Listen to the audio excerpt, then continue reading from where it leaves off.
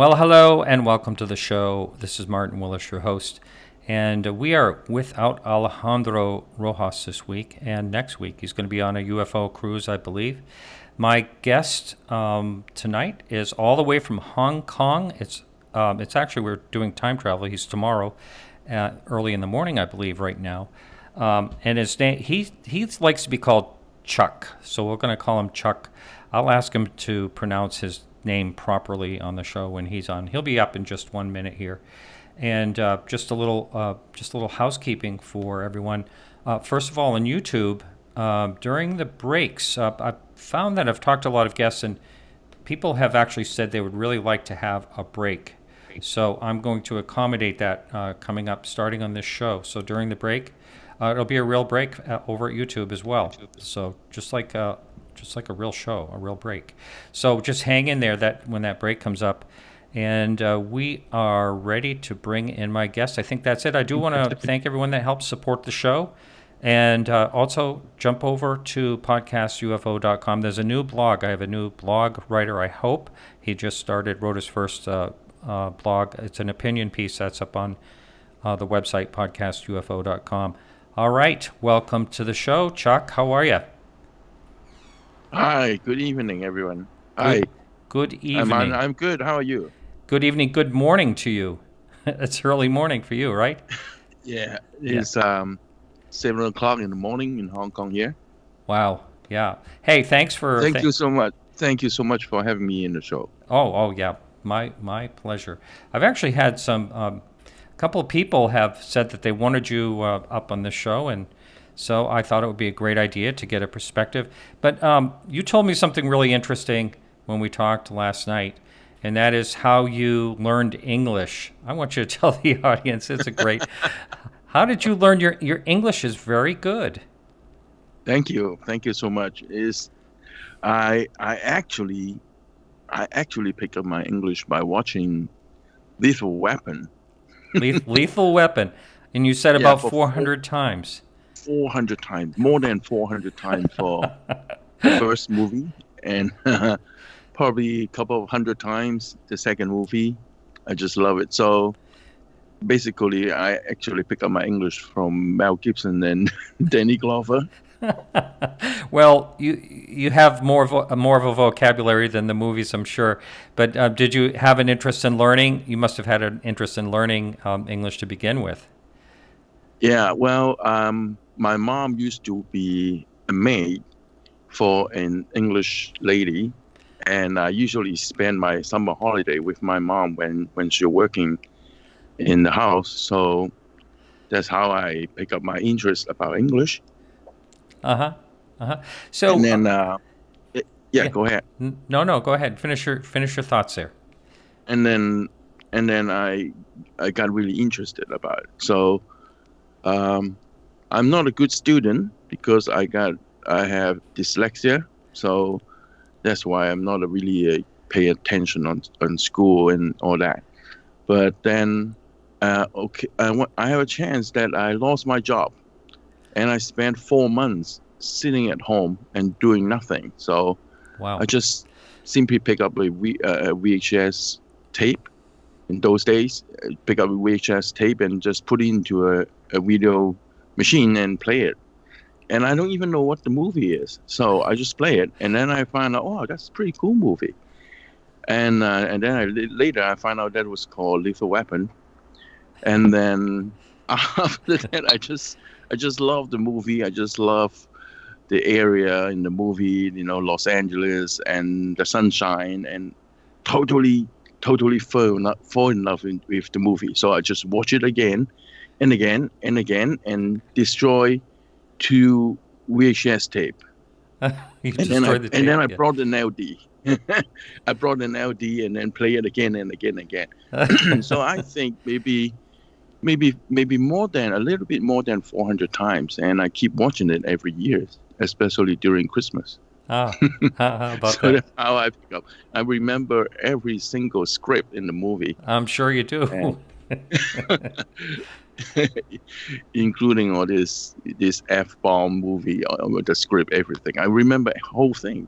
So people just play the movie, and I don't have to watch it. I just listen to the script, and I know which one they're playing. I'm Movie sure. one to movie four. I just love it. Now, can you tell the listening audience how you got what made you have an interest in UFOs to begin with? You had a sighting when you were young, right? Yeah, when I was 12 or 13, I mean, I don't really remember the age, but should be 13, I guess. And we finished dinner like 7:30 at night, and we means me and my dad and my two of my sisters, we went up to the rooftop of the building. In Hong Kong, most of the people live in the buildings. So I went up to the buildings after the dinner, and we just hang there. We don't really do anything. My dad usually just bring a paper, newspaper, and read it over there. My sister, they just playing toys in the rooftop, and myself. So suddenly we saw something floating on the opposite side of the mountain, and between the building and the mountains, there is a row. There are taxi and there traffics between the mountain and the building. So we look over the other side. It's probably about 100 feet away. There's a growing ball. I mean, I cannot tell the size because, but I think that's probably about the size of uh, maybe a bowling, maybe a basketball. I can't really tell the size, but it was floating and it's hovering, and then it start making turns. And all I can say is it's growing orange color, but sometimes it changed to yellow. And the ball itself, it seems like there's something moving inside the ball, but I don't know what that is. So the best way I can describe it is when you stir a coffee, or when you stir a cappuccino with cream, and then you see that the texture, stirring inside the bowl. Mm-hmm. So that's all I can describe. It's something moving in there, but I don't know what it is. But it changed color sometimes from yellow to orange to red.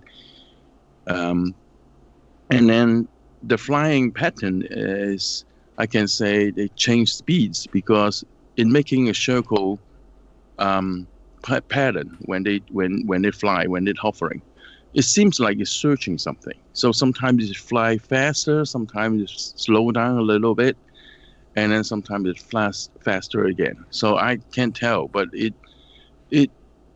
some in the middle of it turning, it seems like it's going bigger. So what we can tell is coming towards us, but it's not really coming to all the way to us. It goes closer to us, and then it's suddenly going far away again. So I was kind of scared, and I was telling my dad to leave. But my dad, he was a policeman, so he basically just insists to stay and watch the thing because he doesn't know what that is as well.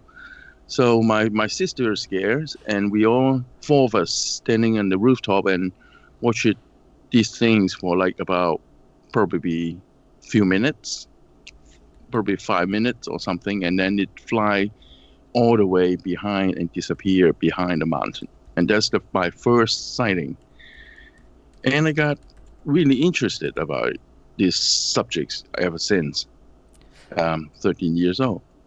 Wow. So that is an interesting sighting. Now, I have heard of people talk about sightings when they're orbs or some type of globular object, and they've actually said that they also saw something moving inside.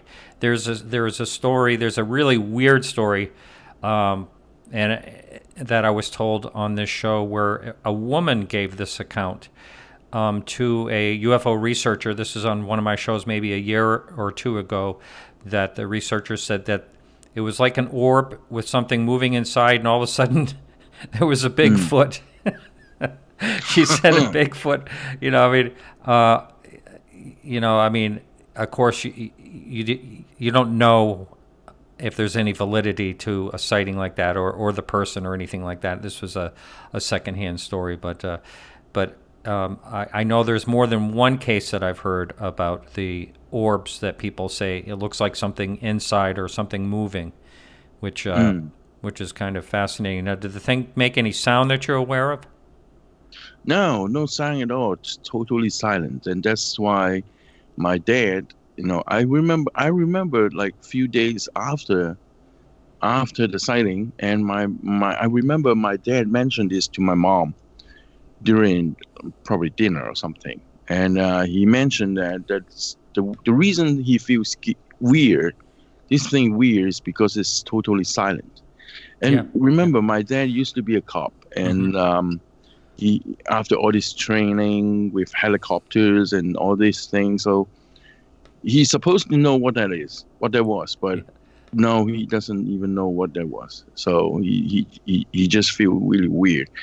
Did he And the talk funny about it? thing, Is it something the family could talk about afterwards, or is it something he well, didn't want to talk about? UFO is a very weird subject, and back then, so my dad basically just mentioned it to my mom, but he doesn't really spend time to talk about it. And I am the one who can remember the whole thing after all these years. My sister, one of my sister, kind of have a little memory, but not a full memory of it. So I'm the only one who remembered the whole thing, and other sisters, she totally forgot about the whole thing. Mm-hmm. And my dad have a bad stroke Oh. many years ago. So Mm. I don't think he remember anything. And there's so many things to worry about, And all these days, people worry about work, worry about living, worry about a kid. So UFO is the last thing they always mention about. Yeah, yeah. Well, I've said a number of times that the UFO topic isn't that big of a topic in general. As far as the average person day to day. Because of just what you said, people are worried about their job. They're worried about security, money, whatever it is, and space even, or anything to do with UFOs or anything like that is far from the first thing on their mind, unless, of course, that they have an experience like you did, and not everyone gets interested in it also when they have an experience either. Some people just, it was like one of your sisters that doesn't remember anything, or some people don't remember, some people never want to talk about it.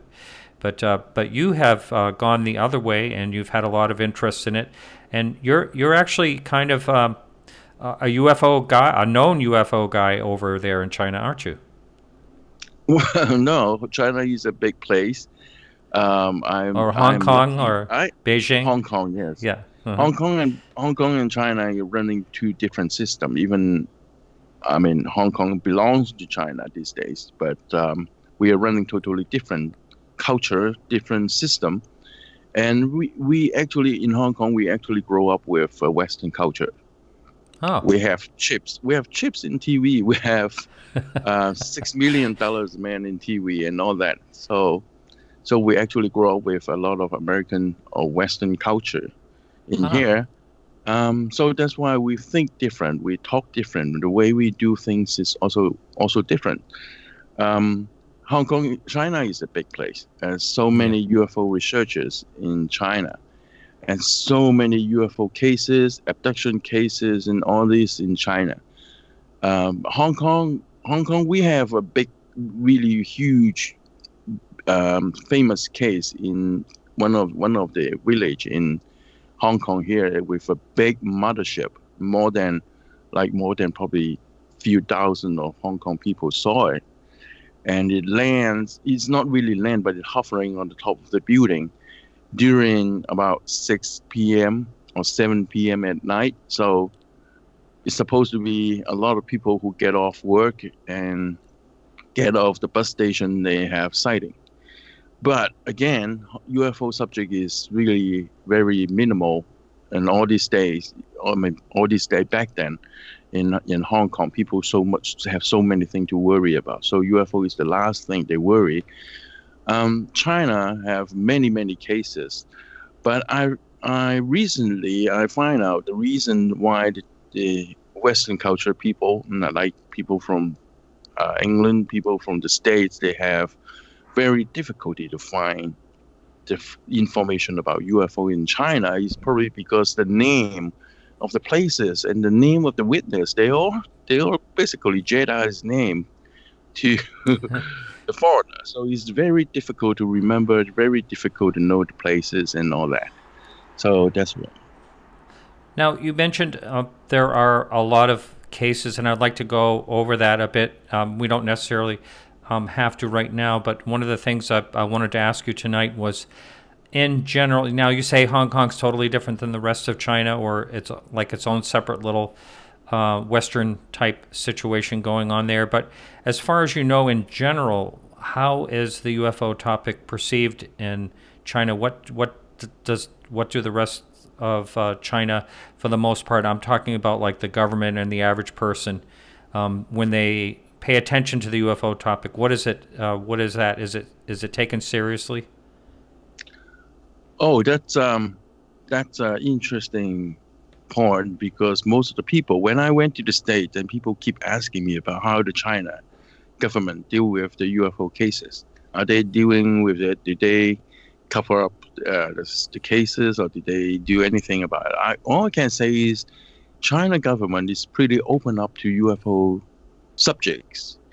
They basically treat it as a science subjects, Really? scientific subjects. So Hmm. yeah, and as at some of the website, you can see from the official website, they will put the UFO subjects as one of the scientific research um,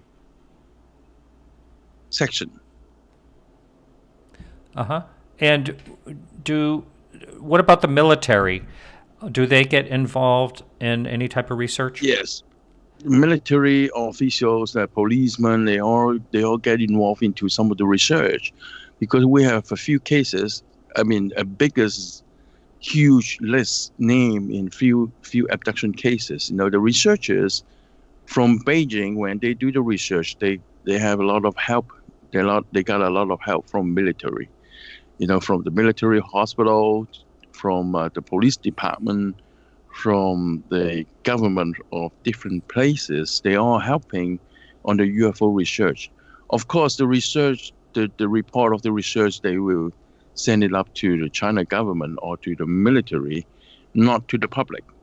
But at Hmm. least they don't really cover that up. They don't say aliens or UFO are fake, weather balloon. No, they don't do that. They actually report the cases on even on the official TV station. They report it on news as well. So I think China government and the military, they actually take this UFO subject very seriously. And I don't think they really cover up or suppress the information unless is it involved into like religion or all that thing, then they will like to put a stop on there. And what do you mean by that exactly? And pertaining to religion? Oh yeah, that's when we talk about the UFOs, for the China government, they would like to stick it into scientifics, like how it flies and where they come from and what's the purpose of it. But in UFO cases and a lot of abduction cases that involve into um, a, a change of a personality. People from a normal farmer or a normal person, and then after the sighting, after all that thing, after all the contact, especially with the alien, they start changing to a spiritual person. They start changing to more. How can I describe it? They would change their personality. They probably become a Western. They probably become very spiritual and talks about the information download to their brain, to their head, and the messages from the alien and all that thing. It becomes really spiritual.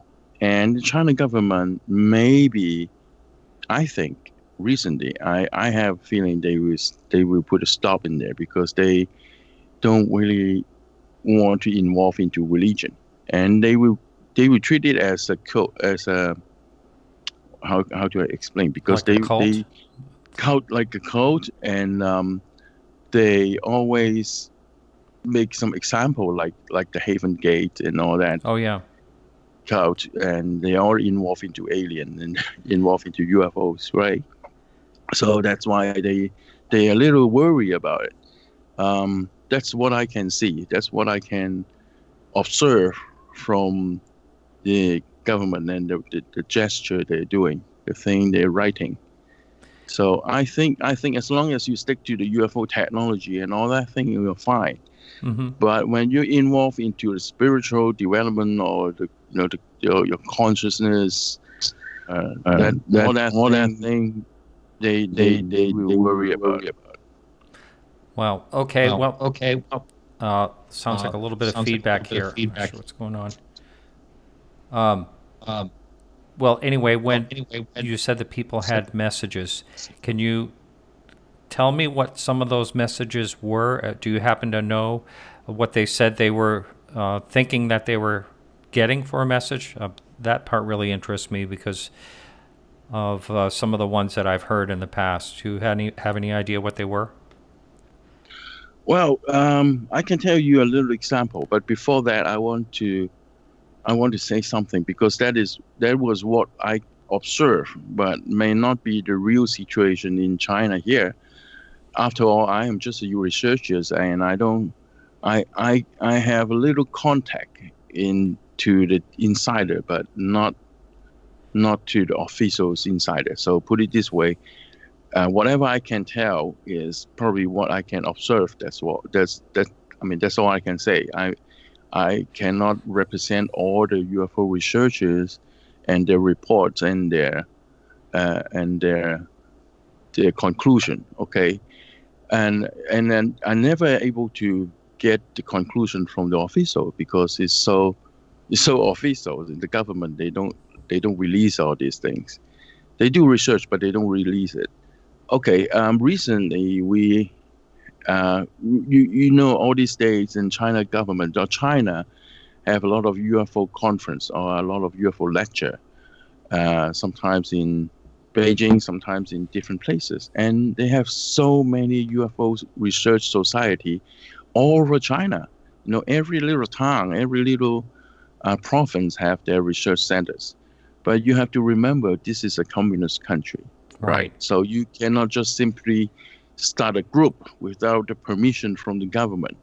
So then on this part, you can tell the actually government allowed people to do the research, especially the one of the biggest research societies in Beijing. And in some of the abduction cases, when the researchers going out for research, they have they got help from military.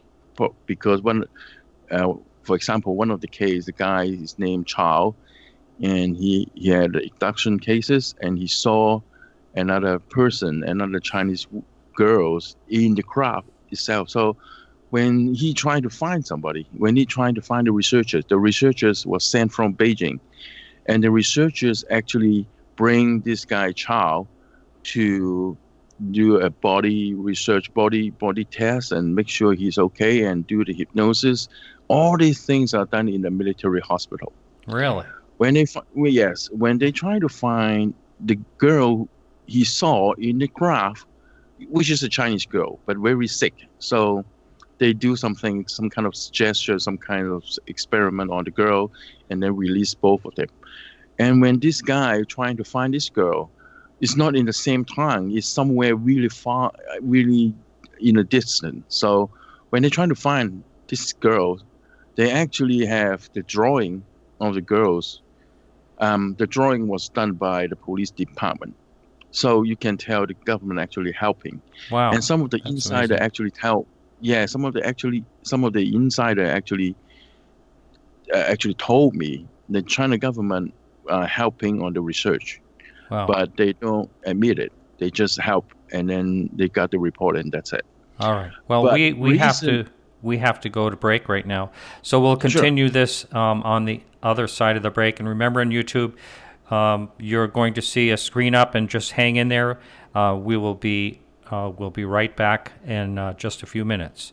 This is Martin Willis, and my guest is, I never asked him how to pronounce his last name, Cheuk Fei, I believe, or something similar. I'll ask him when he's back, and we'll be right back after these messages. Hello, and welcome back to the show. I'm Martin Willis, your host, and we just before the break, I was talking to Cheuk Fei, who is my guest, and he was telling me about this story of the police department getting heavily involved in helping this person figure out their UFO. It sounds like an abduction case where they saw someone on the craft, and they actually did a detective-like sketch, it sounds like. Is that right? Yes, right. The detective, when you saw a criminal and you only have the memory in your brain. So the policeman usually draw the face, draw the sketching of the face, and then put it up on the TV and say, we want this guy, right? So that kind of drawing also done by the police department in China during even in the UFO research. So you can tell the government actually do a lot of helping on the researching. That's pretty amazing that they would take it that serious, because I think of all of what happens in the UFO field, that the abduction thing is the one that I would believe in this country would be taken the least amount of with seriousness.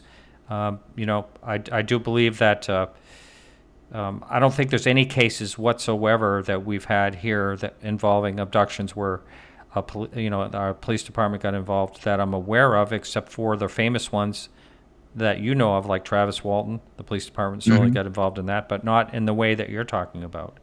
The police and also the police department, they don't believe in the first place, right? Yes. So they usually think the guy's lying, the guy's do something like Travis Walton. The police even think they murder him, right? So I'm going to put it this way: abduction cases in all places, all the countries, they treat it seriously, but they just the matter of they tell you the result, or they tell you they're so serious about it. Hong Kong is no different. China is no different. I think they treat it really seriously, and they even report it on the news. Remember, again, this is communist country. The TV station also owned. The TV station, the radio station, both of them are also owned by the government. So they allowed it to report on the news to the public. So you can imagine how serious they treat this kind of matter.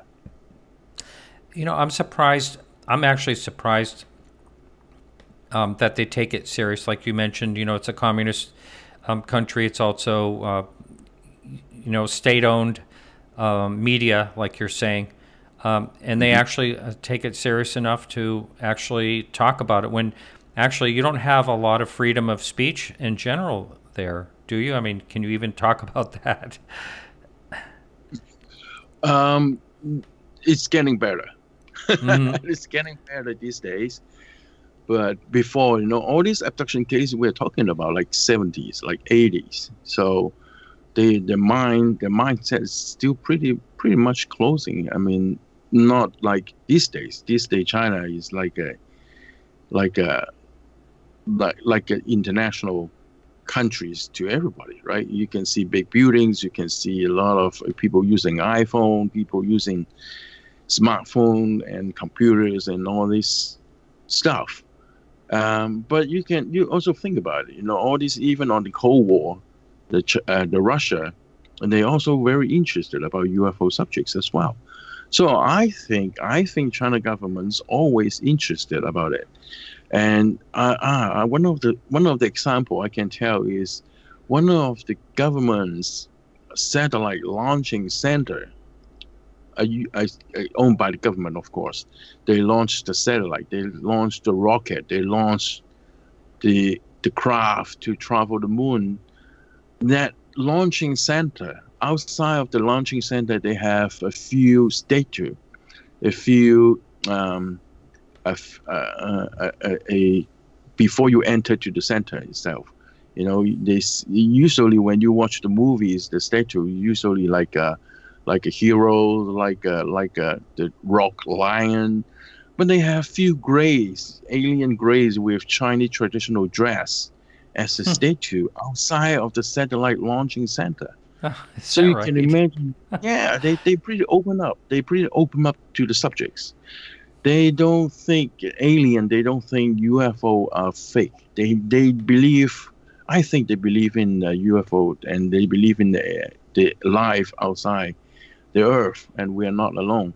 But it's just a matter of they don't know anything about it. So they will encourage people, the citizen, to do research, and they encourage people to report it. And that's what I can see. So it's pretty open up to the subjects from the China government. But again, as long as you don't make it too spiritual and you don't make it to become new age subjects, then they don't really care about it. The reason I said it because recently there are there's a UFO conference in Shanghai and Beijing just the end of last year, probably December. I attended the Beijing one, and the China government, the China people, well, not China people. Put it this way: we have three guests from the states. We have Lauren Eisenhower, we have Michael Sala from Exopolitics, and we have John DeSouza. All three of them came to Beijing and Shanghai and shared their story, share the lecture. Mm-hmm. And people are crazy about it. People are so happy and they were so fascinating about the information and all that. But the case is after the lecture, one of the scientists who posed an article in one of the official website. They're not attacking them, but they attack the way the word they use. They swap from the UFO information to a spiritual perspective, and the way he wrote it, he actually, of course, he's attacking this kind of perspective of a spiritual perspective because they were so worried about with UFO information, UFO research will swap from scientifics to a cult. So that's why you can tell they are still not too open to completely to the subject completely because we all know the UFO research when you research on the UFO subject when you only treat it as a scientist you only get only on the outside of the information. You don't ever get inside into the center of the UFO or the alien perspective. So that's why I think they're not completely open up to this, but they really interested about the UFO thing. They want to know more, but they also at the same time on the same side they worry about people will be too involved into it, and then they will change their mindset and change their way they think, and they really worry about the mind matters. Put it this way. Is there any other example of anything you can think of that is similar to that? Like, do they feel the same way about people talking about a ghost sighting or anything like that? I mean, is that a similar attitude? Any Oh, other type of remember paranormal? remember the ghosts, the paranormal subjects is not allowed in China because they think it's part of the religion. Is that right? You know. Oh Wow. yes, yes. Well, I mentioned that on the other media, and people think really funny is whenever we make a movie in Hong Kong here, okay, we make many different kind of movie. We have scientific movie, we have paranormal movies in Hong Kong here. So whenever we send the movie to the China, we want to launch the movie in China, we have to change the ending. All right. I'm talking about the paranormal movies, right? Uh-huh. So Okay. we have to change the ending. We have to make it become explainable. Oh, we, wow. for example, the last ending could be the actor or the actress who've been involved into this paranormal experience, he had to wake up and from a dream. So this is a dream, and this is not, nothing is right. And you have to do something like that to change the ending to be able to launch the movie in China. Isn't that So amazing? Wow. yeah, I mentioned this to many people, and first of all, they don't believe that. So we have different version on the paranormal movies in here. Mm-hmm. But at the same time, whenever I go up to China, it's a big place, right? So when I go to south area of China, people are thinking pretty much the same way as uh, us from Hong Kong, because we are speaking the same language in Cantonese. Most of Chinese people speak Mandarin, but in the Mm-hmm. south area and Hong Kong we speak Cantonese. So we pretty much sharing the same thing. So the people from south, like Guangzhou people from Guangzhou, they speak Cantonese, and they believe in ghosts. They believe in paranormal stuff. But the people on the north, they don't, because they never really have a chance um, to observe this kind of information at all. But the more I research in the States, the more I research, the more contact with the abductees and the contactees myself. And then I realized that the paranormal things, the paranormal are actually quite involved into the UFO phenomenon.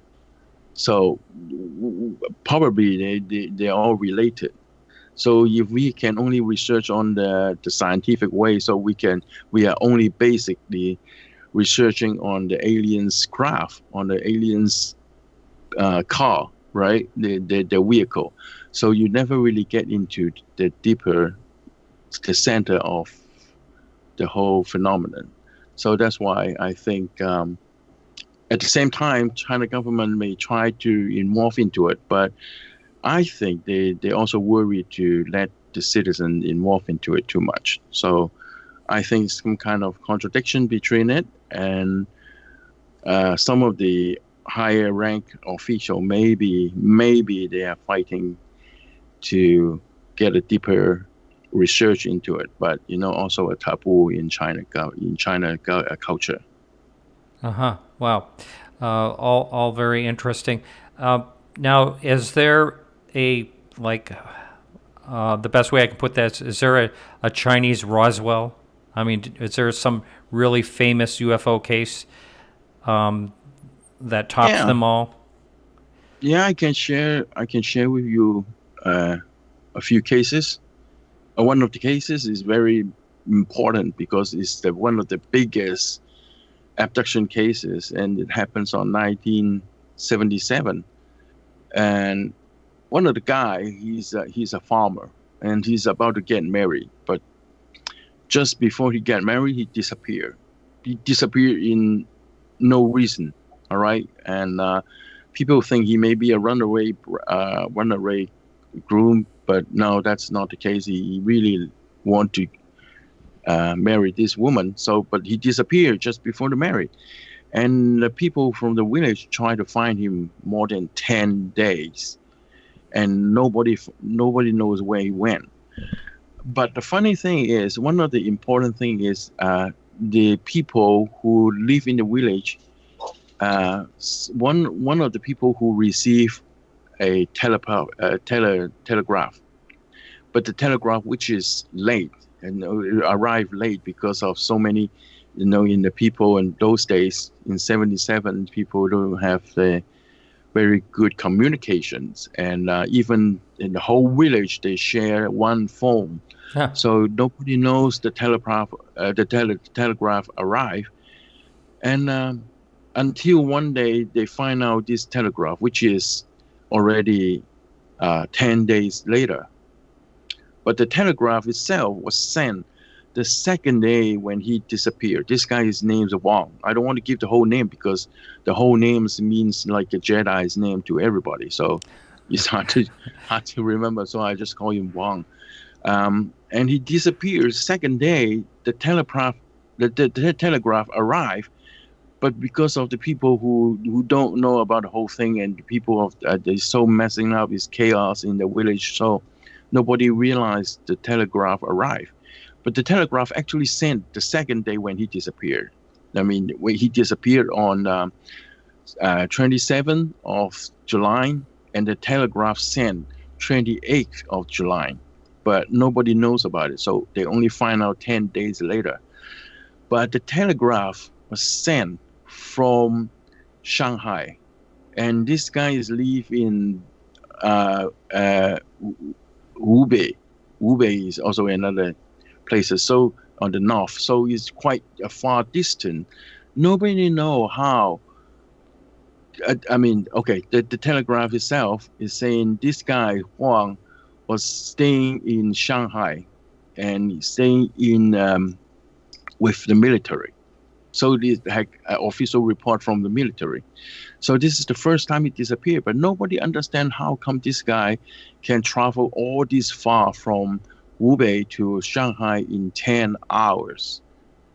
And we're talking about like 1,140 miles, right? So there's no way they can travel that far. And this guy is a farmer. He doesn't take helicopters. And the fastest way he got there needs 22 hours. But, it just, the telegraph sent out in 10 hours. So nobody understand how he do it. But the reason and then he mentioned about it, he mentioned he's sleeping, and suddenly he wake up by some noise. And he doesn't know wow. He doesn't know why. When he get up, he's supposed leaving in the farm area, really quiet area. But when he wake up in the morning, he just wake up and saw so many huge buildings, and he doesn't know where he was. So he keep asking people, and people tell him, "You're in Shanghai," and that really make him crazy, and he doesn't know what to do. So he went to find the policeman, and the policeman sent this telegraph to where he lived. That was the first case, and then the second case is 2 months later, and this Huang go back home and sleep again, and then next morning when he get up, he went to Shanghai, a train station again, and he was so surprised. He saw the clock on the building. It was 1 o'clock in the midnight, 1 a.m. So he doesn't know what to do. So he remembered last time he went to the campsite and get help from the military. So he was thinking maybe I can do the same thing. So he trying to go to the military campsite and try to get help. Remember, this is the second time of this happened, but he doesn't he doesn't know is suddenly two military guy just come up to him and said, "Okay, we were supposed to wait you here," and then they brought him to the campsite, and Huang suddenly. I mean, these two military brought him to the higher level of one of the general. But Wang realized that when he saw the general, these two guys suddenly disappeared just behind him. He was there. They were there like a minute ago, and suddenly they were gone. So he doesn't know why. But when he talked to the higher rank of the general is so surprised. How you get into the campsite? This is a campsite, and no citizens can come in here. How do you come in? So Huang told him, two of the military guy brought me here, but the general don't see anyone. He just saw Huang just going into the camp and talk to him. So another thing, make everybody surprised. So they give him some money and then send him home, and that's it. So this is the second case, the second time of abduction. The third time of the abduction is 10 days later, and he finished his work. Wang finished his work, and he feel like dizzy, and then feel like faint, and then by the time he get up, he was somewhere in a hotel or something. And there were two young people sitting next to him and tell him this is land. This is Lanzhou. It's somewhere really far away, Yeah. way far away, like 1,200 miles away. But he doesn't know how he get there. So all these cases happened to this guy, and they all have the report. They all have the report and the official record from the military, from the police. Because remember, he got help from the military to get home. The telegraph was sent from a military campsite to his home, to his village. So this is all have report. This is all have record, and nobody knows how he get there. He doesn't fly. He's just a farmer. He can basically do the farming. He doesn't know what to do. Even he feels scared in the city. So this is one of the important cases, and the Beijing UFO Research Society actually sent researchers, a very famous UFO researchers in Beijing. His name is Shang. It's pretty much the same name to everybody, but he studied in these cases, and he actually involved in. He went to a Beijing university and find a doctor to do the hypnosis to these guys, and trying to find out information. But during the hypnosis, he actually remembered two people dressing like a policeman and fly with him. When I talked about flying, they're not sitting in a UFO. They're not sitting in a flying saucer. They were flying like Superman, like Superman. Two of them escort him flying on the air, and then they arrive to somewhere, and then after that he doesn't remember anything. But that is what they can get from the hypnosis. Wow. So this is one of the UFO abduction cases in China, and of course back then they don't know much about the alien and all the thing. You are talking about 1977. They will treat this as really a mystery cases, but they have report, they have record, they have all the document thing stored all these days. Even the TV broadcast this story as well. So later on, when more and more UFO cases appear, and this one is also treated as one of the alien abduction cases. That is quite the story. I'm going to get more into that. We're ready for our second and final break. So my guest is Cheuk Fei, and we're going to be going to break. We'll be right back right after these messages. Hang in there. All right, welcome back. This is Martin Willis with Podcast UFO, and my guest is Cheuk Fei. And we were talking about this very strange and interesting case. And to think that the person that, I don't know if it was some type of abduction or whatever, kept landing in these little towns far away somehow. And did you say, Chuck, did you say that it appeared to be like police officers or something that was during his regression hypnotism? Did he say what was or military? What was that again? Well, remember he's a farmer, so he doesn't really can tell whether they're policemen or they're the military. But he can tell these two guys wearing uniform during the hypnosis. You know, the hypnosis, he doesn't remember how he get to the different cities, right? How he go to a far distance. So during the hypnosis, he remember flying together with two gentlemen. And these two gentlemen are wearing uniforms. He remember probably police department, from the police department or from the military. He doesn't really tell, but he remember they're wearing uniforms. And, it's hard to believe for most of the people. People all think he's crazy. But remember, when we look at UFO cases, abduction cases in the States or the other countries, so many times the abductees have contact with some of the military person. Even they're lying on the examination tables with the grays, doing examination on them. they still see some military involved. They saw people who wearing uniform from behind. So it's pretty much the same situation. He remember, with contact with military, and they brought him fly all the way.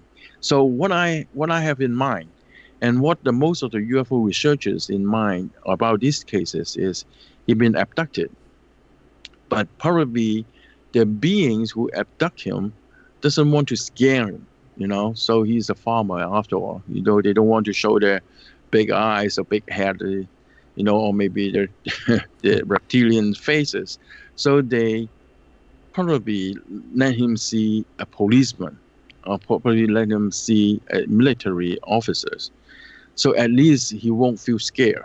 And back then, 1970s and 70s, people from the village, people from the countryside, they also believe that the officials, like the military or the policeman, they are helping the citizen, right? So I think they would give him a peace of mind when they fly with him. And the funny thing is, a lot of UFO abduction cases, not only this one, but also the other two major famous abduction cases, they don't actually get into the craft. They fly. They fly like Superman. So many cases like this. The other abduction cases also, he remembered these two gentlemen wearing military uniform but flying together with him. And he remembered flying on the top of the trees. I think this is one funny phenomenon in China's abduction cases, and not many people actually saw the craft, except one of the guy, his name Shao. Shao actually saw the craft stop a park in the forest, and he remember the craft looks like a ping pong paddle. So he also Ping give pong drawing paddle? and all that. Wow. A ping pong paddle with a circle with a little handle on the back, but it's a huge craft stopping inside the woods and all that. He actually get into the craft himself. And remember I told you, he said when he got in there, he saw a very sick Chinese girl sitting in the craft himself. So the alien brought him and want him to do some helping or maybe some healing to this young girl, and then they released both of them. So the reason they brought Chow is probably he knows a little bit of Chinese medical method. So he brought him to try to cure this Chinese girl. And then after this abduction, and the story opened up to the public, and the Beijing UFO Research Society sent the same guy to find this Shao and do some testimony from him. And then they went to the military hospital to do hypnosis, and he tell all this story. The funny thing is, they try to find this Chinese sick girl because they knew they found quite a big distance between his home and the way the place he saw this craft and this Chinese girl. So they trying to find these girls. They bring Chow to a police station, and the policeman help him to draw the faces, and they actually found this girl, and this girl grow up now. And the funny thing is, this girl used to be very sick, and the family of the girl said she's very sick, but she just totally recovered in just one day. And next day she get up, she's completely healed. I mean, all these sickness are gone. But they find a little scar on the back of his hip, of this girl's hip. This is where they do the experiment, the experiment in the craft with Chow and this girl together. So the alien actually brings Chow to heal this girl. And this story have a full report from the UFO research community, and the military record and the policeman record as well. So another official cases in China. Wow. Now, did the farmer, the guy there that kept landing in the different towns, did he end up getting married after all? Well, the story never tell, but what I was told is he was a farmer. Yeah. He only know farming for his whole life. But after the abduction, he somehow he got his mind some kind of knowledge, so he can do invention. I don't know what kind of invention, but probably involved into farming. But he's just a farmer and do all this old traditional way to farm, and he certainly know how to invent something, invent some equipment to probably help him farming, help him more faster or easier way to do the farming. I think that is some kind of a brain develop as well during a lot of cases, a lot of abduction cases. The guy have personality change, they have the knowledge change, they have knowledge download to their brain. I think pretty much the same thing happened to this guy. Interesting. Now, in the chat room, Bob wanted to know if there's any Chinese military cases like the Tic Tac UFO Yeah. off of San Diego. Are there any military cases that you're aware of where there was a military encounter? Any cases like that? I definitely believe so. And I can share one of the cases happening 2018, which is last year.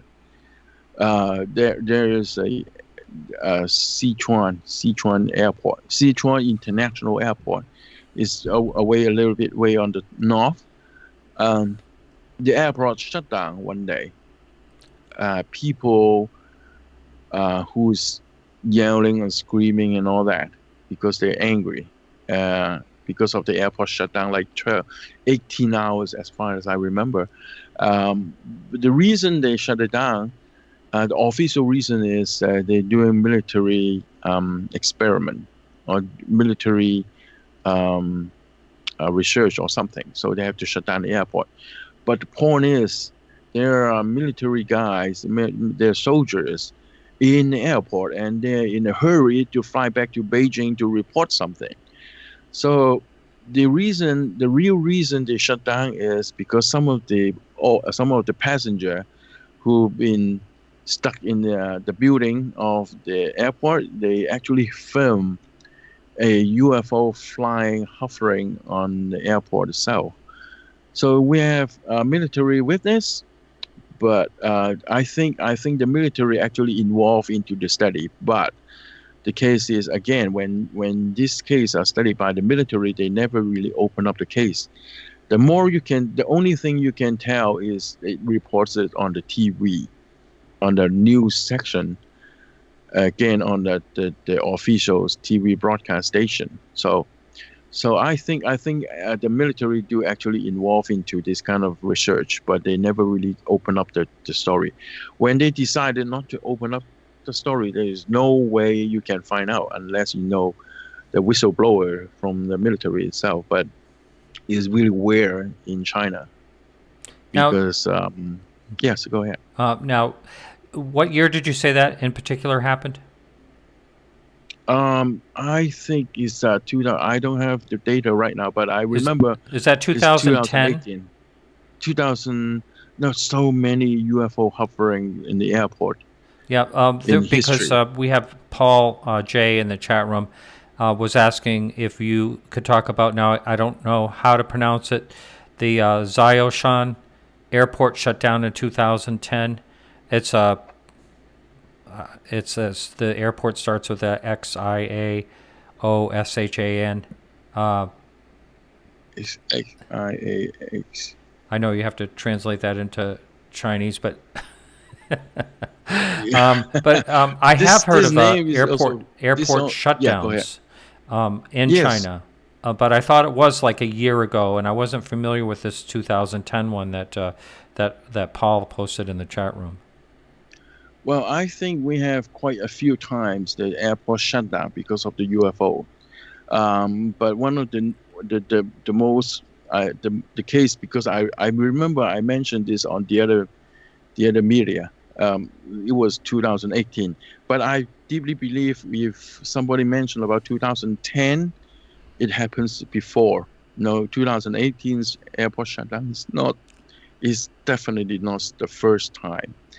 I think it happens before many times, but nobody really talks about it. And China people, they are having development the society, the financials and the politicals and technology, everything is growing up. So UFOs are the last thing they really focus on. So we have people told us they saw the UFO when the airport shut down. But the point is, they don't really care about it. They don't really do a lot of research on it. So as long as the airport reopen again, and people go back to their normal life, and people will forget about the whole thing. Yeah, yeah. So, are there any other the case you mentioned? Are there any other cases that are real big But the point unexplained is, ones at this point? well, why don't we share the story in China, in Hong Kong? Okay. Yeah. Yeah, Hong Kong is part of China as well. But when it happened in 1985, like the one I mentioned, the huge mothership. Is a huge one. So we remember I told you in Hong Kong, people, we are living in buildings.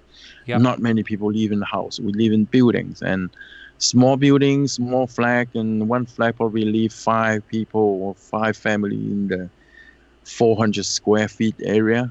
So it's pretty tight, in Hong Kong as well. I remember this place is named Aberdeen.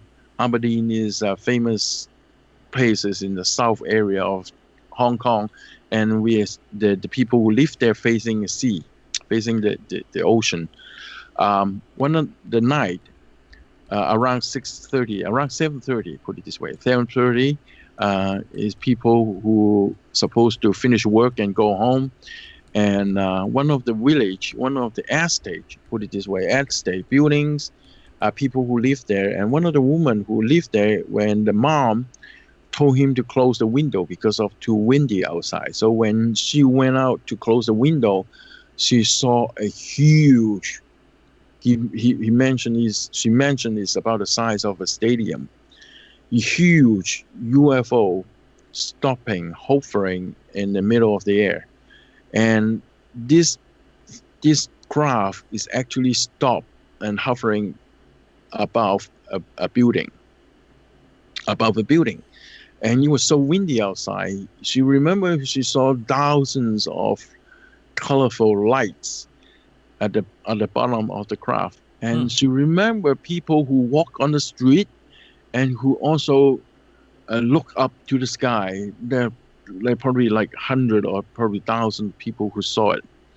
Now, the funny thing is, people always think this is only one cases and one crisis in Aberdeen, but people don't know, and according to my investigate, people don't know this craft actually arrived more than 2 times or 3 times, because once is arrived in the midnight. I remember this guy who called me and told me he was sleeping, and then he suddenly feel the building is shaking.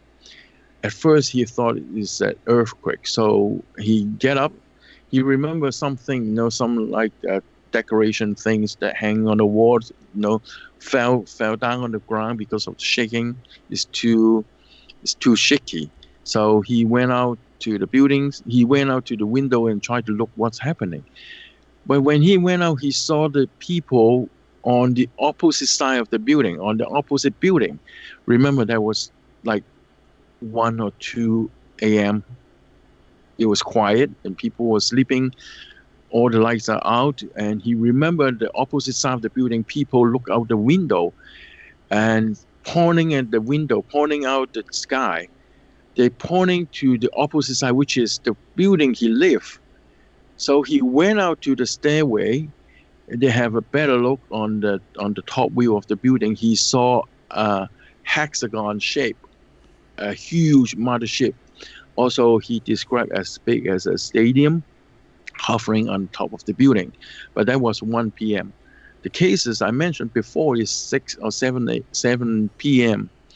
Now this is 1 or 2 a.m. So there are at least 2 cases, but they're all stopping in the same building. That's the funny thing it is. On the estate, they have many buildings, but the UFO always hovering at the same building. Nobody knows why. And then after a few years, and then another guy who called me, and he said, no, no, no, all these cases are not right, because the time I saw the UFO is at 4 a.m. It's to about the sunset, the sunrise. So he said, this guy is a taxi driver. He said, I go out to work even before the sky light, before the sky is still dark. He went out to work, and he went out to work. As soon as he get into the taxi, into the cab, and he saw this huge UFO craft hovering on the top of a building with a kind of a spotlight pointing to the rooftop of the building, but also happened in the same building. Nobody knows why this UFO hovering few times in this Aberdeen area, but they also hovering at the same building. There's like more than like 6 or 7 buildings in the same area, but it only hovering on one building. So this is one of the cases, and this is widely reported in Hong Kong here, and it's one of the very famous cases. It even recorded in the Roswell UFO Museum. This case is also reported in Roswell UFO Museum. So it's a famous case in China, in Hong Kong, and one of the most famous case. And during all this year, when I do the research and my own program, and people who come up to me and told me they've been abducted by aliens. One of the women, his name is Ma. We told him Ma. We call her Ma. She wrote me an email at 2012, and I was writing a book. I don't know what to put in there. I don't want to put just a simple UFO story into the book, so I was kind of stuck. And I was writing in front of the computer, and I remember one of the afternoon after my lunch, and I suddenly received an email, and from this lady's Ma. She just told me she thinks she's crazy and she really needs help, and she asking whether she can meet me. So I don't know her, so I sent her back an email. I said, can you leave me a phone number so we can talk? And she replied the email like 3 seconds with the phone number. So you can tell she's actually waiting, desperately waiting next to the computer, wait for the response. So I called her right away, and she cried right away, really crying. So I asked her what happened. She keep telling me she saw all these pictures when she get up. The pictures in her brain. All this image suddenly flash up, a lot of like flashback in her brain, but she doesn't know. She remember seeing some of the hand. She remember saw the hand covering her face. The hand. I remember the first time she mentioned a hand is like a chicken feet, but covering her face, and she was scared. And the next image she remember is somewhere inside a hangar. And then next flashbacks, next image you remember is a lot of shadow, a lot of people walking around, but they are not really people. They're not really human. Some humanoid walking around her, and she was so scared. So we met a few days later, and the reason I want to meet up because I want to make sure she's not crazy, and the way she talks is completely normal. As soon as we talk about the UFO, she cried. So we, after 2 months, we brought her to a hypnosis therapy, and she's this hypnosis therapy is a very open mind lady. She promised to do it. She never really do that before, but she promised to try. And during the hypnosis, this woman remembered the missing time. This woman remember what happened during the missing time. Oh, I never mentioned about the missing time is she was like a potato couch. She always didn't like sitting on the sofa and watching TV. That's what she does every day. Mm-hmm. She remember one day morning, she was watching TV and a program at home, and it was the program replay at 11:30 in the morning.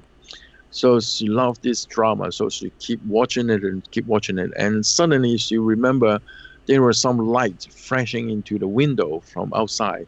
So she went out, she went to the window and tried to take a look what's flashing in the window, and then she saw a metal plate, like a rectangular red metal plate, hanging, hovering in the sky. Nothing on the top hanging this metal, but it's like a big piece of rectangle metal. And the corner of the the metal have a red light flashing to the window. So she was kind of, she feel weird. She doesn't know what. She tried to figure out what that was, but the light flashing to her. So she was kind of scared and hiding on the corner of the window, trying to take a good preview, but also, a little bit like scaring and looking and then hiding, looking and hiding again. So after like 2 minutes, these things disappear. So she realized, okay, it's disappeared. She doesn't know what that was, but she just doesn't care. So she went back to watch the TV and realized the program are no longer playing. It was playing a program in the afternoon.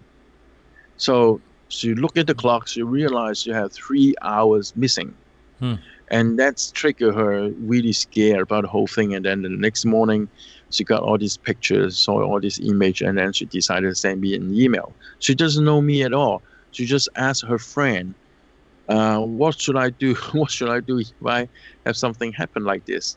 And her friend told him, "Okay, you can try to write an email to Cheuk Fei, because Cheuk Fei do a lot of UFO research in Hong Kong, and I'm lucky enough to get onto local TV, so people knows me." So that's why she find me. She find my contact from Facebook and send me an email, and that's the story after that. And then during the hypnosis, she remembered during the missing time, she actually walked through the wall and the window and standing in the middle of the air. She remembered a red car and a taxi behind, down below her feet.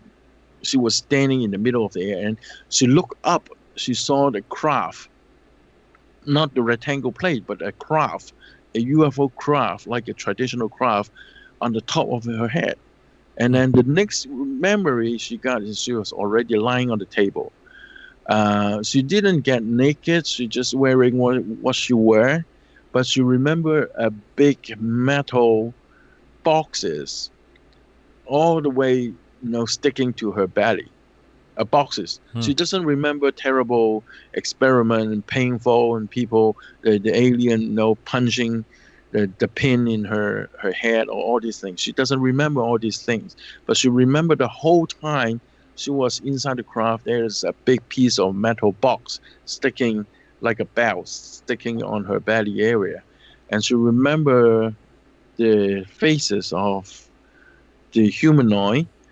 They were short, but they were not grays. They have human eyes, like the eye with the white in the pupils, the black area. But they're kind of bigger head with a lot of wrinkle on their face. They're not like a traditional gray with big eyes. They have small eyes like human, but they were short and they have wrinkle face, and they kind of all these beings looks like the same. I remember she draw me the sketching, and all these beings are wearing a black or dark gray dress with a hook, so they can cover their face sometimes.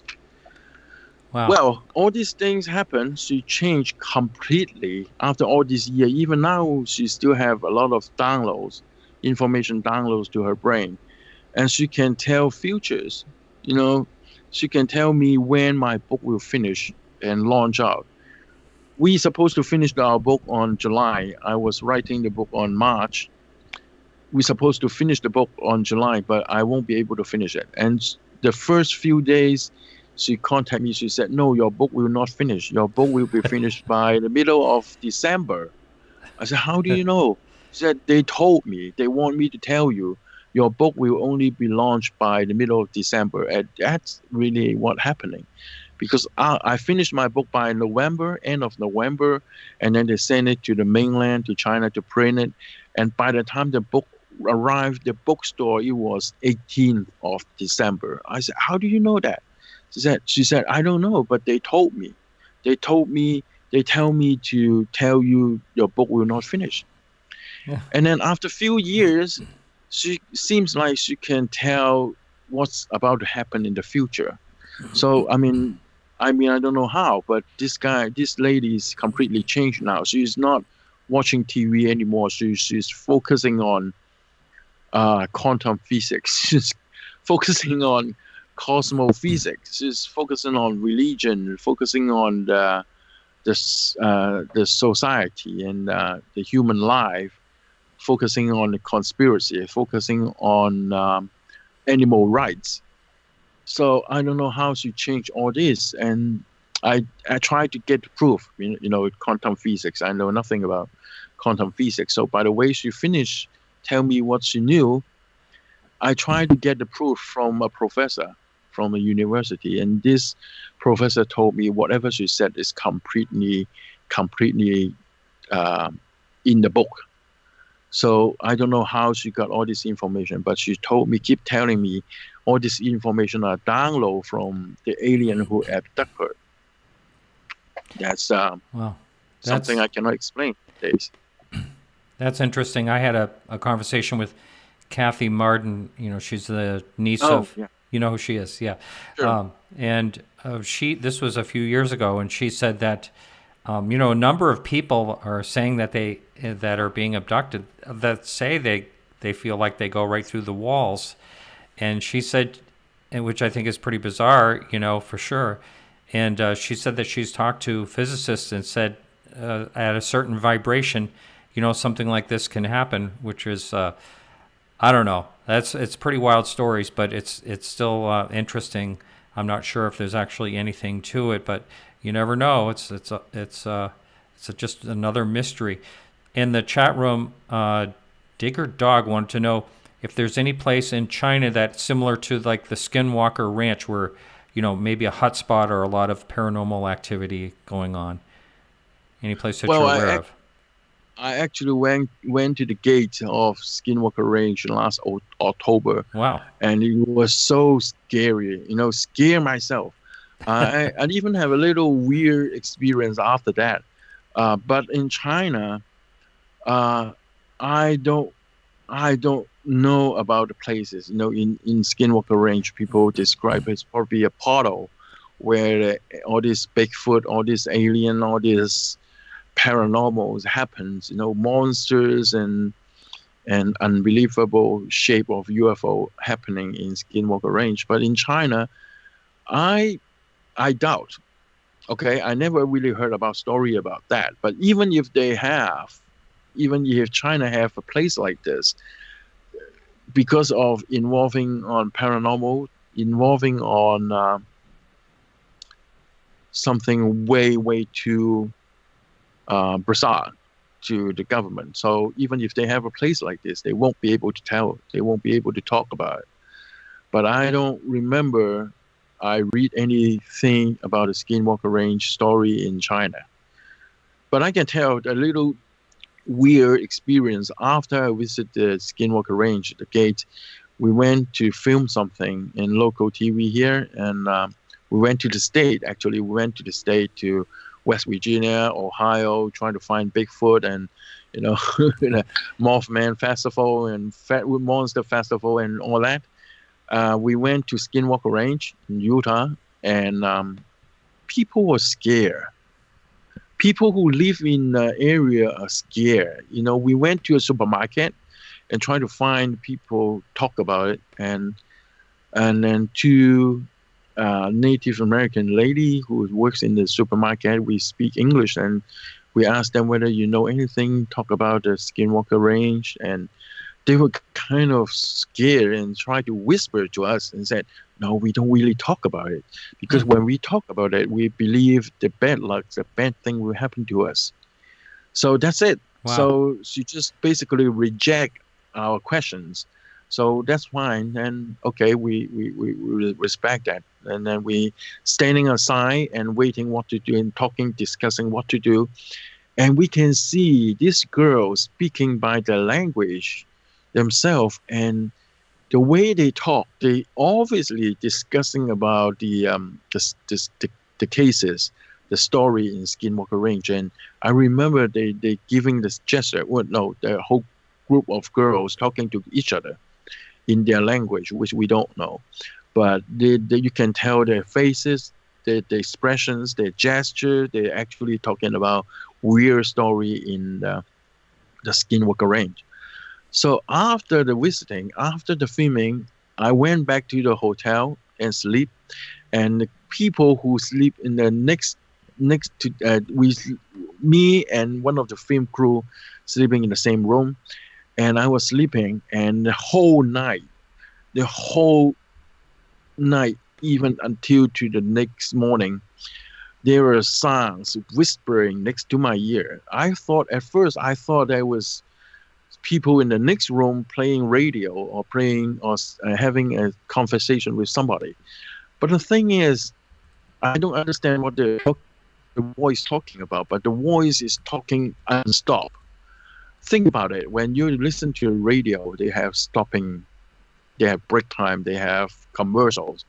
When people's conversation with friends, they're stopping. There are people who stop and then the other person who join the conversation, but it's nothing like that.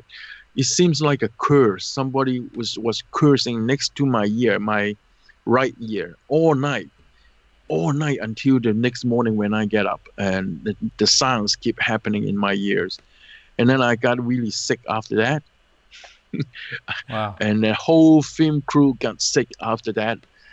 And that was lucky. That was almost the last few days of the filming in 3 weeks. So that was the last section. So everybody get back Hong Kong with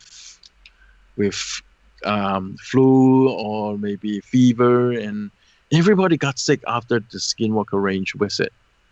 So Wow. that is my experience, and I feel really, really some kind of dark energy in that area, surrounding that area. So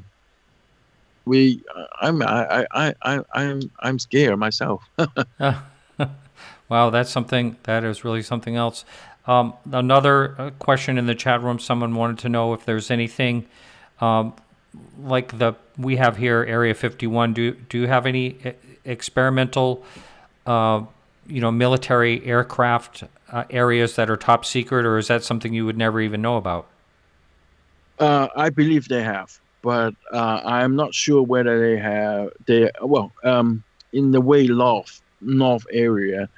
What I was told there's an area, there's um, a secret place, like probably like an air force or like a military base, but it's similar to Area 51. People have sighting over there, but the government at first the people never really ask, and the government never really tell. So we but in during the UFO researchers in China and Hong Kong, we believe are places like this, but the government never ever really talks about it. Hmm. Hmm. Yeah, I bet. Now, what about um, we have a TV show here. I'm sure you're very familiar with Ancient Aliens. um, Yeah, is there any talk in China about um, you know Asian alien. ancient type things going on? Somehow, my Oh, my phone just heard me say Siri somehow and just went wild here. Yeah, is there any talk about ancient cases of UFOs or oh, more? most of the people don't know that Chinese people, we all believe our ancestor are dragon. And according to a lot of reports, a lot of writing, a lot of articles from all these 1,000 years back then. I mean, the old Asian Chinese have a lot of UFO sighting. Hmm. And I don't know whether you heard about the Duper disc. There in somewhere in North Duper disc that people find out some uh, disc like an album disc like Yeah, about the they shape of circle like with underground, right? They found these yeah, underground or something. they found it underground, and they find some kind of writing on it, and not writing on it and writing next to it, and the writing that actually report the ugly people. They called it ugly because they were short and ugly. So ugly in the sense they looked weird. So ugly people who arrived to this area and living underground, and then they have wars, and then I mean, these people actually made with some of the village women, and then they believe they were the ancestors of this area. And I mean, put it this way, it happens many years ago. So they believe they have alien bloodline in their body. Um, we I remember we have the first emperor. We call it Yellow. The first emperor is arrived from the sky, and he fly away. He go away when he finishes work all this year after like probably 20 years or something. He fly away with a craft, and people uh, don't want him to go. So people actually ran and follow this yellow emperor, and then they they they try to pull him back, but he or they can do that. They can pull his clothes, but himself or go away with the craft up all the way to the sky. So I think in a Chinese person, they basically believe we were or most of the Chinese have the bloodline from the alien, but they don't have the word aliens back then. They use the words like fairies. They use the word like kind of the goddess and all these ancestor, but they all come from the sky. So I think in China, most of the Chinese believe we all have alien blood, and Hmm. that's why when I talked to Giorgio the other day, couple of years ago, he said, "Wow, I really want to do some research on the China area because Chinese have a lot of long history and with alien." Oh, by the way, we have cases like in the forest, pretty much like the cases in Russia. Um, the, People remember sawing a train, like steam train, Mm-hmm. and arrive from the sky and swap like 100 acre of trees in the Huh. forest, Huh. and then they fly away. But by the time it fly away, it's kind of magnetic, and it actually, attract some of the metal, some of the truck on the ground, and the truck will go front without a driver, without the engine start, but the truck go to front like about it drive 12 meters ahead, but no driver in there. Because it happens when the UFO, this train, fly away, it seems like some kind of magnetic and attract the metal and attract the truck and pull the truck towards like 12 meters. And this is also reported. And the forest now, even the forest right now, is still, the trees are still down. And the China government actually put a banner in there, and a banner with alien faces, with UFOs, with a lot of wordings, and Wow. asking people if you saw anything like that, please report to the government. That was a question I had for you, actually. You can actually report right directly to the government. I was going to ask you about UFO reporting in China, what that's like. Well, usually when people saw the UFOs these days, they put it up to the social media.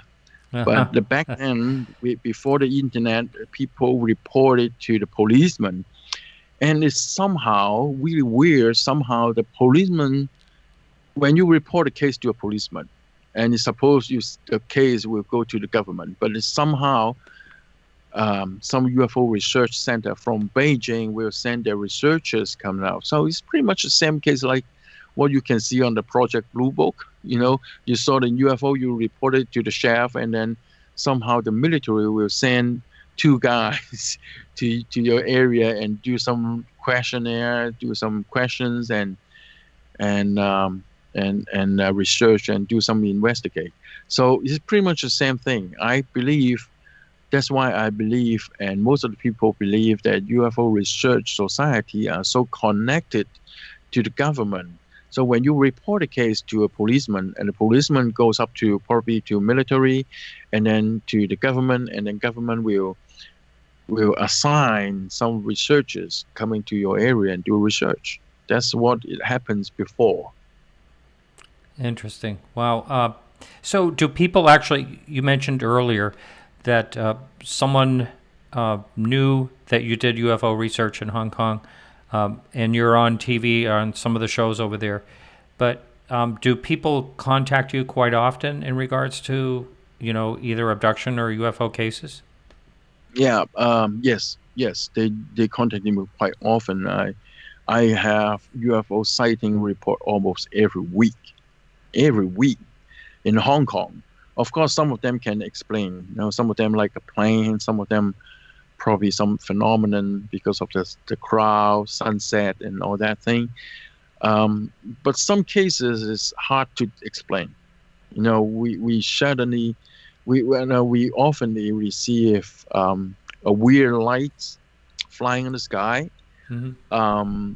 At first, people think maybe the spotlight from a China area, because I'm living so close to the border between Hong Kong and China. At first, we all believe it's some kind of lighting show, the light show in the mainland. But then more and more reports arrive. We have seagull-shaped UFO. We saw people who saw a disc shape with lights or without lights. Sometimes we saw USO, things fly up from the ocean. I actually do investigate. I actually went to talk to one of the owner of a boat. He basically owned two boats, and he drives the boat out for fishing or for partying during weekend. One of the guys told me, the captain told me they saw the UFO in the area in somewhere close to the Hong Kong airport. So I actually went to talk to the captain. The captain at first refused to tell me because he thinks it's silly anyway. But he saw it. He saw this craft just suddenly just fly up from the water, from the ocean, and it was like a half second, and it pumps all the way up to the sky and disappear. Wow. And then I first think, why does he have to lie to me? He doesn't even want to tell me at first, until I keep asking, and then he decided to tell me. And then during about the same time, one of my audience who work in that area, and he went out to the building to smoke. And then when he went out to smoke, he saw a green light shining up from the ocean itself. And then the lights moving really fast under the water, because they can see the green light in one area, and he's suddenly moving really fast, like 1 second to another side, and then stop for like 5 seconds, and then move to another area. He said there is no way something can drive so fast under the water with the green light. So I believe there are so many sightings, so many cases in Hong Kong and China. It's just that people don't really talk about it. Right. Well, I've been at a number of conferences where the audience has been asked, how many people here had a UFO sighting, and a great deal of people will hold up their hands, and then the person will ask, okay, how many people reported your sighting? And it's only like 10%. And I had a sighting, and I attempted to report it. I didn't know. I called the police department. I didn't know what to do.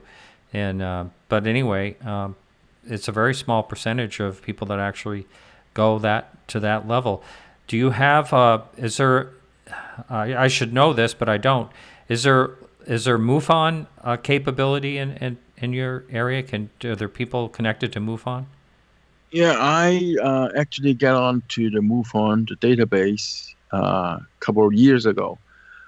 I realized they have a chapter in Hong Kong. I actually even talked to some of the supervisors in MUFON, and I want to find out who's this guy who's dealing with the Hong Kong UFO cases in MUFON. They have a chapter, they have section, but the cases they report is really weird, and just only a few cases. Not many people knows how to report to MUFON before the social media. Even now, I'm in the list of the UFO field in Hong Kong people, and when they saw the sighting, they only reported to me by Facebook, by social media, but they don't really report it to the officials or to any society because they don't know how to do it. And also they have to fill it in English. It's not easier for them. But in MUFON, one of the important case in MUFON database is people saw more than 140 feet seeker-shaped craft parking right outside of the building. Wow. He thought he was crazy, but he told the taxi driver. They were in the traffic jam, and this guy sitting in the car and waiting because the traffic is all totally jammed up. So he sit in the car and he saw something really far on the other side of the sky, which is a seeker shape. And then after like 5 minutes of the jamming, and he suddenly saw this craft parking right outside a commercial building, really close. And at first he couldn't believe his eyes. He even asked the taxi driver, what was that? And the taxi driver looked at it and said, "Oh, I don't know what that was." And then he seems like he forgot about the whole thing. It's pretty similar to most of the phenomenon, people who saw something and believe, and they decided to ignore it. So this driver carry on to drive. So he report this case to MUFON. You can find this on the MUFON database. But after a few years, we realized there was one guy who worked inside the commercial building. He reported to MUFON. He said he saw something parking right outside the building. Two of them don't know each other. Even up to now, I know both of them, but two of them don't know each other.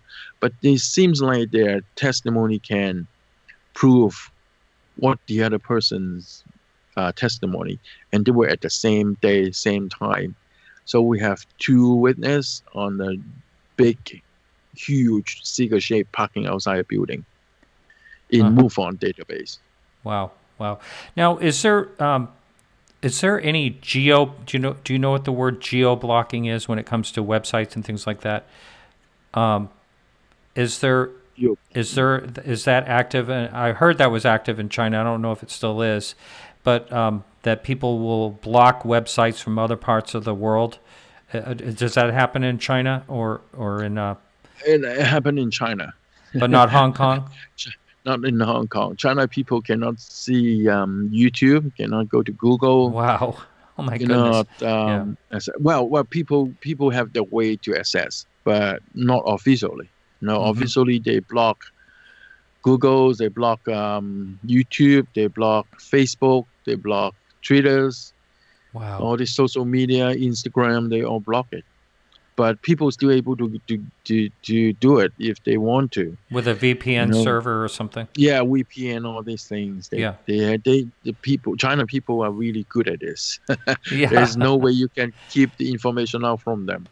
If they want to know, they have the best way. They have the fastest way to know, and the technology are really superb. They can access anywhere, but only for the government you cannot get there. You cannot arrive officially. But in Hong Kong, it's different. Hong Kong, we can go anywhere, everywhere. Wow.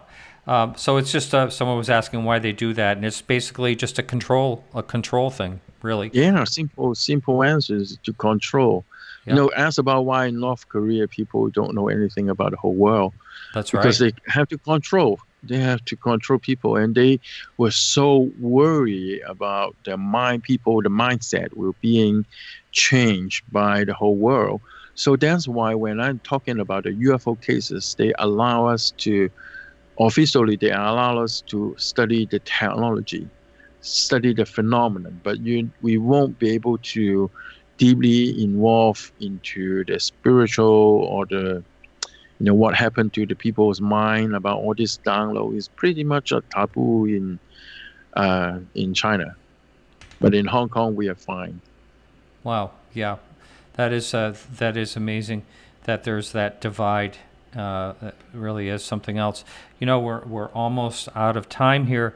Now, what do you consider just since you're talking to an American here, what's your favorite American case? My favorite American case, there are so many cases it happens in the States, and because I keep coming up to the States almost every year. Really? Wow. Good for you. Wow, Yeah. yes. I will come. I went a few times of a conference in the West, Contact in the Desert, and I know of these people and do research and do interview with people and so many cases. But I actually brought Travis Walton to Hong Kong at Right. Yeah. Yeah. 2015, and I he's remember that. sharing Yeah. his story. Yeah, and I actually 2 years before I brought him to Hong Kong, I actually fly to Arizona to Snowflake to have contact with him, Oh, and yes. he brought me up to the sky, brought me up to the hillside where he'd been abducted. Right. He brought me up to the area. I was on the phone with him live on this show. Actually, he was on the phone for just a minute with me. Yeah. Oh, okay. Yeah. At Yeah. the place. So, Hmm. so yeah, I think the case I'm most fascinating is Travis Walton Fly in the Sky, Hmm. because it has so many documented. It's all well documented by the policeman, by the sheriff department, and all his witness, all his buddy when he being abducted. People who saw it. There's no way this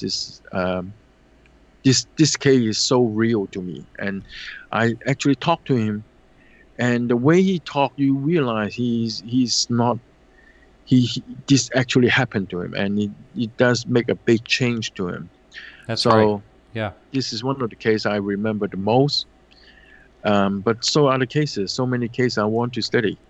Wow. Hey, we're at the end of our show, and Yeah, I want to thank you. It's been a real pleasure talking to you tonight. thank you. Yeah. Am I doing okay? Is your audience understandable if Oh, yeah, yeah. if I We've had a speak number of people something? in the chat room say nice things, so you're all good.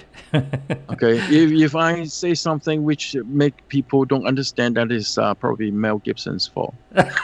No, I'm kidding. Yeah, So that's yeah, a I good do my one. best Yeah. anyway. All right. Thank you. All right. I'll ask you. I don't have a show engineer helping me out tonight, so I'm going to ask you to hang up on Skype. And thank you so much. It's been a real Okay. pleasure. All right. Have a good Okay. one. Thank you. You too. All right. Bye. Sure. Bye bye now. All right, everyone. So that's it for our show. Thank you so much for listening and watching on YouTube. And I want to thank everyone that helps out behind the scenes. And we are going to be back next week with Charlotte Mann. She is, her grandfather was involved in the Cape Girardeau case, 1941. Very strange case, and it's a very, very interesting case. So come back with us and check that out. So again, next week, we'll be back, and I want to thank everyone also that supports the show. And remember to keep your eyes to the sky.